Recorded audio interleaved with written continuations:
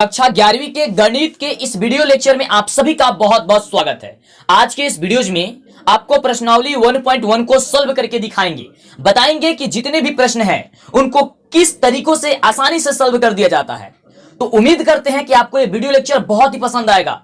इतने आसान तरीकों से आप आज तक नहीं पढ़े होंगे, ये मेरी विश्वास है। जितने आसान तरीकों से आपको आज बताने वाले हैं, विश्वास नहीं है तो पूरी वीडियो एक बार देख लीजिए। सच में आपको पता चल जाएगा कि वाकई क्या पढ़ाई कराई जा रही है। समझ में आएगा तो सब्सक्राइब जरूर कर लीजिएगा और नोटिफिकेशन बेल आइकन को ऑन कर लीजिएगा ताकि वीडियो आपको समय पे मिल सके। वीडियोस को बिना लाइक किए न जाइएगा। अगर आपको पसंद आएगा तो ये काम जरूर कर दीजिएगा। इसके वजह से हमारा मनोबल बढ़ेगा और आपको बहुत बेहतरीन से बेहतरीन करेंगे। अगर हमारे में किसी तरह की कमी भी होगी तो वह हमें जरूर बता दीजिएगा। तो चलिए हम सभी क्लास को स्टार्ट करते हैं। तो आप अभी कॉपी और कलम निकालिए और उसमें ध्यान से देखिए और जो भी इंपॉर्टेंट बात आपको बताई जाती है उसको नोट कर लीजिए और फिर दोबारा इसे सॉल्व कीजिएगा। देखिएगा आपको एक भी जगह दिक्कत नहीं होगा। चलिए तो ज्यादा न बातें करते हुए आपको क्लास को हम स्टार्ट करते हैं। देखिए ध्यान से, यहाँ पे सबसे पहला नंबर जो प्रश्न है वह प्रश्न क्या बोल रहा है, ध्यान से देखिए। आपके प्रश्नावली 1.1 में 1.1 में प्रश्न है कि निम्नलिखित में कौन समुच्चय है। क्वेश्चन क्या है, निम्नलिखित में कौन समुच्चय है। यानी कि कुछ प्रश्न दी होंगी तभी तो ये पूछ रहा है कि कौन समुच्चय है। आगे बोल रहा है कि अपने उत्तर का औचित्य भी बताइए, यानी कि उसका कारण भी बताइए। आप अगर वह समुच्चय है तभी कारण बताइए, समुच्चय नहीं है तभी कारण बताइए। चलिए तो एक बार आपको पिछले वाले वीडियोस का बात याद दिला दे। यदि आप नहीं देखे तो प्लेलिस्ट से जा करके सभी वीडियोस को देख लीजिए। आपको वीडियोस मिस ना हो इसके लिए सब्सक्राइब जरूर कर लीजिएगा। ये बार बार बोलते हैं आपको, ये काम जरूर कीजिएगा, नहीं तो वीडियो जो होगी मिस हो जाए, आपको नहीं देख पाइएगा। अभी जाकर के उन सभी वीडियोस को देख लीजिएगा। चलिए फिलहाल आपको बताते हैं। यहाँ पे बोला है कि निम्नलिखित में कौन समुच्चय है या निम्न में कौन समुच्चय है। तो समुच्चय का परिभाषा आपको एक बार याद दिला दें। समुच्चय का परिभाषा में आपको क्या बताए थे कि सुपरिभाषित संग्रह को ही समुच्चय कहा जाता है। ये चीज आपको बताए हुए थे कि सुपरिभाषित संग्रह को, जो संग्रह हमारा सुपरिभाषित हो उसे ही हम लोग समुच्चय कहेंगे। जैसे सुपरिभाषित में क्या बोले थे कि अगर किसी भी चीज का संग्रह आप बनाते हैं और वही संग्रह जब हम बनाते हैं तो एकदम मैच कर जाता है, तो वही संग्रह जो कि हमारी समुच्चय होगी। जैसे आपको एग्जाम्पल दिए थे कि यदि अंग्रेजी वर्णमाला के स्वर अक्षरों का समुच्चय बनाने को आपको दिया जाए तो आप क्या बनाइएगा, आप A-E-I-O-U ही बनाइएगा, क्योंकि इससे ज्यादा होता ही नहीं है। और वही समुच्चय अगर हमको बनाने को दिया जाए या किसी और को बनाने को दिया जाए तो वह समुच्चय वही बनाएगा, A-E-I-O और U। हमारे बातों को एक एक पॉइंट्स को ध्यान से सुनने का प्रयास कीजिए। तो ये आपका समुच्चय और हमारा समुच्चय दोनों एक क्या कर रहा है, मेल खा रहा है, तो ये समुच्चय है। अगर यही हम बोलते कि 10 सबसे खतरनाक जानवरों का संग्रह, तो 10 सबसे खतरनाक जानवरों का संग्रह क्या हो जाता, यह समुच्चय नहीं होता, क्योंकि आपके दिमाग में या आपके हिसाब से कोई दूसरा खतरनाक जानवर है और हमारे हिसाब से कोई दूसरा है, तो ये अलग हो जाती है। सपोज मानिए कि आपके हिसाब से बाघ जो है वो ज्यादा खतरनाक लगता है और हमारे हिसाब से नहीं लगता है, तो इस प्रकार के जो भी संग्रह होगी वह समुच्चय नहीं होगी। अगर वही समुच्चय अगर हम में और आप में दोनों मेल खा जाता है तो समुच्चय होगी। अब इतना बात क्यों बताए, बस इतने ही बात से आपकी पूरी ये क्वेश्चन नंबर 1 में जितने भी प्रश्न है सॉल्व हो गया। लगभग 10 प्रश्न होगी, 10 प्रश्न आप 1 मिनट नहीं लेगा, बता दीजिएगा। चलिए ध्यान से देखिए, सबसे पहला नंबर प्रश्न क्या बोल रहा है। यहाँ पे देखिए, यहाँ पे बोल रहा है कि जे अक्षर से प्रारंभ होने वाले वर्ष के सभी महीनों का संग्रह, यानी कि वह महीने का संग्रह हम सभी को बनाना है जिस महीने में जब हम उसको लिखते हैं तो वह जे से स्टार्ट होता है। तो आप क्या बनाइएगा, इसको कहिएगा कि सर जुलाई होगा, जून होगा, जनवरी होगा, इतना ही ना होगा, इससे ज्यादा नहीं होगा। हम भी कहेंगे हाँ सही है, जून होगा, जुलाई होगा या जनवरी होगा, यही तो 3 मंथ है जो कि जे से स्टार्ट होता है। तो आपका संग्रह और हमारा संग्रह क्या हुआ, दोनों मेल खा गया, दोनों मिल रहा है। तो इसलिए ये जो संग्रह हुई यह क्या हुई, तो कहिएगा कि समुच्चय है। ये हमारा संग्रह और आपका संग्रह दोनों मेज खा रहा है और इसी बात को लिख देना है। तो ये देखिए यहाँ पे क्या लिखा गया है, ध्यान से देखिए। यहाँ पे लिखा गया है कि जे अक्षर से प्रारंभ होने वाले वर्ष के सभी महीनों का संग्रह हम निश्चित रूप से बता सकते हैं, ऐसा नहीं है कि नहीं बता सकते हैं, या जो हम बताएंगे वही आप भी बताइएगा। जैसे जनवरी, जून और जुलाई, ये आपकी संग्रह होगी और ये भी हमारी संग्रह होगी। इस प्रकार से ये जो होगी वो हम लोग का क्या हो जाएगा, तो समुच्चय हो जाएगा। किसी प्रकार की दिक्कत होती है आप हमें बताइएगा। मजा आ रहा होगा, वीडियोस को लाइक नहीं किए होंगे लाइक कर देंगे, कमेंट करके हमें बताएंगे तो हमारा मनोबल बढ़ेगा, हम बहुत बेहतरीन तरीके से आपको पढ़ाने का प्रयास करेंगे। ओके, चलिए ये समझ में आ गया कि जे अक्षर से प्रारंभ, तो जे अक्षर से प्रारंभ कौन कौन होगा, जनवरी होगा, जून होगा और जुलाई होगा। आप भी यही बनाइएगा, हम भी यही बनाएंगे, तो ये समुच्चय है। अगर हम लोग का अलग अलग हो जाता तो समुच्चय नहीं है। चलिए दूसरा प्रश्न हम लोग पढ़ लेते हैं। दूसरा इसी में प्रश्न है कि भारत के 10 सबसे अधिक प्रतिभाशाली लेखकों का संग्रह। अब देखिए, भारत के सबसे अधिक प्रतिभाशाली लेखक का संग्रह बनाना है, तो आपके मन में कोई दूसरा लेखक होगा, हमारे मन में कोई दूसरा लेखक हो जाएगा, तो यह संग्रह मैच करेगी नहीं करेगी, तो बोल दीजिएगा कि यह समुच्चय नहीं है। इसी बात को किस तरीके से लिखा गया है आइए देख लीजिए, और इसी तरीके से आपको लिखना है।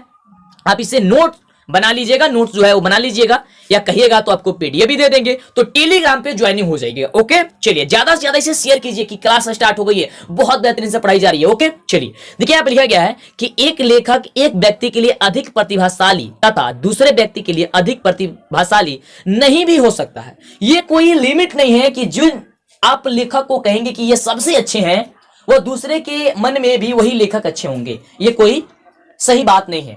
अगर आप किसी प्रेमचंद, मान लीजिए कि मुंशी प्रेमचंद को आपने बोला कि सबसे अच्छे ये लेखक है और हमारे हिसाब से नहीं है, तो ये अलग अलग बात है ना।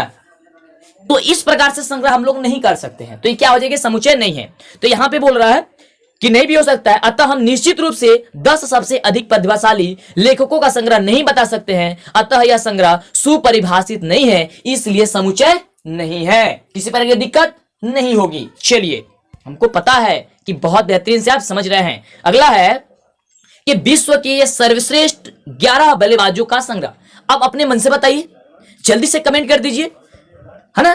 आपको अब केवल इसमें का जो लिखा गया है उसी को समझा देते हैं, क्योंकि आपके इतना बोले आपको तो समझ में आ गया होगा कि ये भी संग्रह होगा ही नहीं। क्यों? क्योंकि 10 सबसे प्रतिभाशाली क्रिकेटर बोल रहा है, तो बात तो वही है। हमारे मन में कोई विराट कोहली है, आपके मन में धोनी जी है, कोई भी हो सकता है, या आपके मन में सचिन तेंदुलकर जी हैं, हमारे मन में कोई और है, हमारे मन में मान लीजिए रोहित शर्मा जी हैं। तो इस प्रकार से अलग अलग हो जा रही है, तो ये समुच्चय नहीं होगी। वही बात लिख देना, कैसे लिखना है उसे भी देख लीजिए कि एक बल्लेबाज एक व्यक्ति के लिए सर्वश्रेष्ठ हो सकता है तथा दूसरे व्यक्ति के लिए सर्वश्रेष्ठ नहीं भी हो सकता है, सर्वश्रेष्ठ नहीं भी हो सकता है, अतः हम निश्चित रूप से सर्वश्रेष्ठ 11 बल्लेबाजों का संग्रह नहीं बना सकते हैं, अतः यह संग्रह सुपरिभाषित नहीं है, इसलिए यह समुच्चय भी नहीं है। ओके, समझ में आ रहा है ना। चलिए मन से देखिए, एक एक पॉइंट्स को समझने का प्रयास कीजिए। चलिए इसी में का अगला प्रश्न क्या है, ये देखिए, ये एनसीईआरटी बुक को सॉल्व कराया जा रहा है। आप कोई भी बुक बना सकते हैं, अगर कोई भी क्वेश्चन आपसे फंसता है हमें कमेंट कर दीजिएगा। किसी भी बुक को, प्रत्येक बुक को बनाइए, लेकिन मेरी बात को अगर एक एक पॉइंट्स को समझे रहिएगा ना, तो उस बुक में भी दिक्कत आपको नहीं होगी। चलिए अगला प्रश्न क्या बोला है, ध्यान से देखिए। बोला है 4 नंबर में कि आपकी कक्षा के सभी बालकों का संग्रह, आपकी कक्षा के सभी बालकों का संग्रह।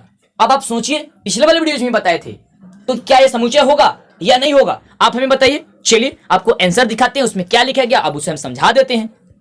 यहां पे देखिए लिखा गया है कि कक्षा के सभी बालकों का संग्रह आसानी पूर्वक बता सकते हैं। मान लीजिए कि आपके कक्षा के सभी बालकों को बोला गया है, इसमें ये छांट करके नहीं बताया गया है कि हाँ प्रतिभाशाली इसमें का बच्चा जो होना चाहिए उसी का संग्रह बनाना है, नहीं, सभी बच्चों का संग्रह बनाना है। तो सभी बच्चों का संग्रह बनाना, तो आप भी वही बनेगा जो हम बनाएंगे, या हम जब जो बनाएंगे वही आप भी बनाइएगा, जितने स्टूडेंट होंगे उसका आप संग्रह बना दीजिएगा, तो क्या हो जाएगी। अतः यह हम लोग निश्चित रूप से बता सकते हैं, चाहे ये कह सकते हैं कि यह संग्रह क्या है, सुपरिभाषित है, इसलिए यह समुच्चय क्या है ना। चलिए यहां तक आपने समझ गया। चलिए अगला क्वेश्चन क्या है, ठीक है, अगला क्वेश्चन क्या है, क्वेश्चन चलिए ध्यान से देखिए। यहां क्वेश्चन है कि 100 से कम सभी प्रकृत संख्या का संग्रह, 100 से कम, अब 100 से कम बोल रहा है, तो 100 से कम प्रकृत संख्या का संग्रह क्या हो जाएगा, प्रकृत संख्या पता है ना आपको। चलिए एक बार बता देते हैं कि गिनती में प्रयुक्त होने वाली संख्याओं को प्रकृत संख्या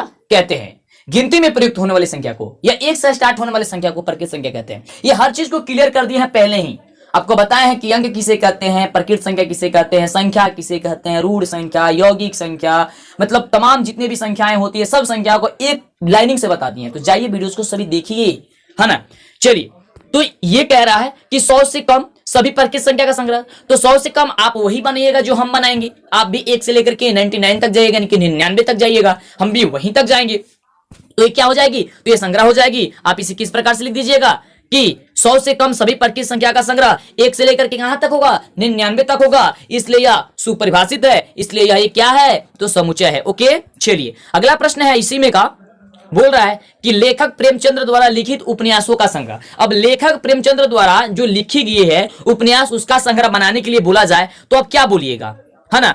तो आप यही ना बोलिएगा कि लेखक प्रेमचंद्र द्वारा लिखित उपन्यासों का संग्रह आसानी पूर्वक हम बता सकते हैं। ये तो हम तो बता ही सकते हैं कि लेखक जो है प्रेमचंद्र के द्वारा जितने भी उपन्यास को लिखा गया है वो कितना है, ये तो हम लोग बता सकते हैं, क्योंकि एक व्यक्ति के लिए बोला गया और एक व्यक्ति कितना उपन्यास को रचा हुआ है या लिखा हुआ है उसे तो हम आसानी से बता सकते हैं। तो ये क्या है, ये सुपरिभाषित है, इसलिए ये क्या है, समुच्चय है। ओके, चलिए अब अपने मन से बताते चले जाइए किसी भी प्रश्न को। चलिए अभी तो आसानी से समझ में आएगा। सभी समपूर्णांकों का संग्रह, सभी समपूर्णांकों का संग्रह, तो आप इसे किस तरीके से लिखिएगा, आइए इसे बता देते हैं। यहाँ पे देखिए लिखा गया है कि सभी समपूर्णांकों का संग्रह 0, 2, 4, 8, 6, 8 डॉट डॉट डॉट आसानी से हम लोग क्या कर सकते हैं, बता सकते हैं। इसलिए क्या है, यह एक सुपरिभाषित है, इसलिए समुच्चय है। जितने भी कह रहे कि सम, तो सम जो होगी उसे तो बता सकते हैं हम लोग, आसानी से बता सकते हैं। सम कौन कौन है, 0, 2, 4, 8, 10, 12, 14, ये सब है ना। तो ये तो आसानी से बता सकते हैं हम लोग ना। चलिए, तो ये भी क्या है, ये एक समुच्चय है। ओके, चलिए आगे बात करते हैं हम लोग। आगे है कि क्वेश्चन अब कौन सा है, तो इसमें है कि सभी समपूर्णांकों का संग्रह तो हो गया, सभी समपूर्णांकों का संग्रह। अब बोल रहा है कि इस अध्याय में आने वाले प्रश्नों का संग्रह, इस अध्याय में आने वाले प्रश्नों का संग्रह। अब इस अध्याय में जो जो भी प्रश्न आए हैं उसका संग्रह यदि आपको बनाने के लिए दिया जाए तो अब क्या कहिएगा कि अध्याय में आने वाले प्रश्नों का संग्रह हम आसानी पूर्वक बता सकते हैं। अतः यह संग्रह जो है वह सुपरिभाषित है, इसलिए यह समुच्चय है। यानी कि जो सुपरिभाषित होगा, जिसे हम बना सकते हैं, आसानी पूर्वक बता सकते हैं, वही तो समुच्चय है। इसमें क्या ज्यादा सा सोचना है। लेकिन हमने बहुत ज्यादा बोला, बहुत ज्यादा मेहनत कर रहे हैं आपके लिए, तो आप समझिए वीडियोस को बिना लाइक किए यार चले जाते हैं। ये हमें बहुत दुख की बात है कि हम लोग इतना मेहनत से आपको बताते हैं, पढ़ाते हैं, फिर भी आज आपको वीडियोस को एक लाइक बोला जाता है कि लाइक कर दीजिए, हमें कमेंट करके बता दीजिए कि कैसा लगा हुआ है, ताकि हम लोग का मनोबल बढ़ जाए। ऐसा आप लोग काम कीजिए, ठीक है। और चैनल पे पहली बार है सब्सक्राइब जरूर कीजिएगा। बार बार बोलना है क्योंकि आपकी क्लास छूटेगी और आगे जाकर के बहुत ज्यादा परेशानी होगी। आज से पढ़ना स्टार्ट कीजिए और जीवन में एक अच्छा व्यक्ति बन करके दिखाइए। चलिए बात करते हैं अगले प्रश्न की ओर। अगला प्रश्न क्या है, अगला जो प्रश्न है इसमें यह प्रश्न है कि विश्व के सबसे अधिक खतरनाक जानवरों का संग्रह। यहां तक 8 तक हम लोग कर लिए थे ना। चलिए, तो ये 9 नंबर यही प्रश्न है कि विश्व के सबसे अधिक खतरनाक जानवरों का संग्रह। तो विश्व के सबसे अधिक खतरनाक जानवरों का संग्रह, ये उसी दिन से एग्जांपल दे रहे हैं कि विश्व के सबसे खतरनाक जानवर। आपके मन में कौन खतरनाक है, हमारे मन में कौन खतरनाक है, तो बता नहीं सकते हैं, है ना। तो नहीं बता सकते, आपके मन में कोई दूसरा खतरनाक जानवर है, हमारे मन में कोई दूसरा खतरनाक जानवर है, तो संग्रह क्या है, नहीं है। इसी बात को हम लोग क्या कर देंगे, इसी बात को हम लोग लिख देंगे। ओके, लिख देंगे कि शब्द अधिक खतरनाक, यहाँ पे थोड़ी मिस टाइपिंग है। चलिए, खतरनाक स्पष्ट नहीं है। एक जानवर एक व्यक्ति के लिए जो है अधिक खतरनाक हो सकता है और यह दूसरे व्यक्ति के लिए अधिक खतरनाक नहीं हो सकता है, अतः यह सुपरिभाषित नहीं है, इसलिए क्या है, यह संग्रह नहीं है। ओके, किसी प्रकार की दिक्कत नहीं हुई होगी। 1.1 के जो एक्सरसाइज आपका 1.1 चल रहा है उसमें क्वेश्चन नंबर 1 में 10 प्रश्न था। 10 प्रश्न को बहुत ही मजेदार तरीकों से आपने सॉल्व कर दिया। अरे आपने नहीं, हमने ही सॉल्व किया, लेकिन आपने ही तो सॉल्व किया। आप हमारे साथ जुड़े हैं तब तो हम सॉल्व करना है इसको। हमारा मनोबल आप बढ़ा रहे हैं, वीडियोस को देख रहे हैं, लाइक करना है, तो ये खुशी की बात है ना। तो यहां तक हमने पढ़ा। ओके, तो ये 15 मिनट का लगभग यहां तक ही वीडियो हो गया। चलिए, तो आगे एक और क्वेश्चन बता देते हैं, फिर इसको एंड कर देते हैं। चलिए, उसके बाद से आपको नेक्स्ट वीडियोस में आपको बताएंगे आगे की प्रश्न। चलिए, क्वेश्चन कह रहा है कि मान लीजिए, दूसरा नंबर प्रश्न है कि मान लीजिए a बराबर 1, 2, 3, 4, 5 और 6 है, ठीक है। रिक्त स्थानों में उपयुक्त प्रतीक इस प्रकार से जो आपको बता रहे थे और इस प्रकार से, यानी कि इसमें ये है या नहीं है, इसका सिंबल है। आसान तरीकों से आपको समझा रहे थे, जिसमें इस समुच्चय में अगर जो संख्याएं होंगी, अगर उसमें उपस्थित होगा तो आप इस तरीके से सिंबल लगाइएगा। अगर उसमें वह संख्या उपस्थित नहीं होगी तो आप उसी तरीके से काट दीजिएगा, ठीक है। कितने आसान तरीकों से समझा रहे हैं आपको, इतने बेसिक से एकदम आसान से समझा रहे हैं ना। चलिए देखिए, यहाँ पे है 5, कह रहा है कि क्या 5 जो है, देखिए प्रश्न 1 पूछा है, सॉरी प्रश्न 2 में प्रश्न 1 भी है, प्रश्न 2 भी है, यानी कि 6 तक है इसमें, है ना। तो इसमें सिंबल भरना है, डैश डैश 2 दिया गया है, वहां पे रिक्त स्थान जो है, रिक्त स्थान में सिंबल भरना है। कौन सा सिंबल भरना है? एक इस तरीके से सिंबल है और एक इस तरीके से सिंबल है। तो ये सिंबल कब भरेगा? जब वो संख्या जो होगी उसमें उपस्थित होगा, वो अंक उपस्थित होगा, ठीक है। और इस तरीके से किसमें भरेंगे? जिसमें वो अंक उपस्थित नहीं होगा। जैसे यहां पे मान लीजिए 5 है क्वेश्चन नंबर 1 में, तो यहाँ पे कौन सा सिंबल भरेंगे, कौन सा संकेत यहाँ पे डालेंगे हम लोग? तो कौन सा डालेगा? इसमें देखिए 5 है कि नहीं है, ए में ए का समुच्चय बनाया 5 है कि नहीं है, कहेगा सर है, तो है, तो आप कौन सा सिंबल भर दीजिए, आप इस तरीके से सिंबल भर दीजिए, हो गया, बस हो गया ना। चलिए 8 कह रहा है, 8 में है, 8 इसमें है, तो कहेगा सर नहीं है, तो किस तरीके से सिंबल भरिएगा? तो इस तरीके से सिंबल भर दीजिएगा, ठीक है। किस तरीके से भरना है आपको? तो इस तरीके से भर देना है। चलिए ये कह रहा है अगला नंबर की 0, तो 0 है इसमें, तो कहेगा कि नहीं सर इसमें 0 नहीं है, तो 0 नहीं है, तो बस इसको करके इससे काट दो, हो गया।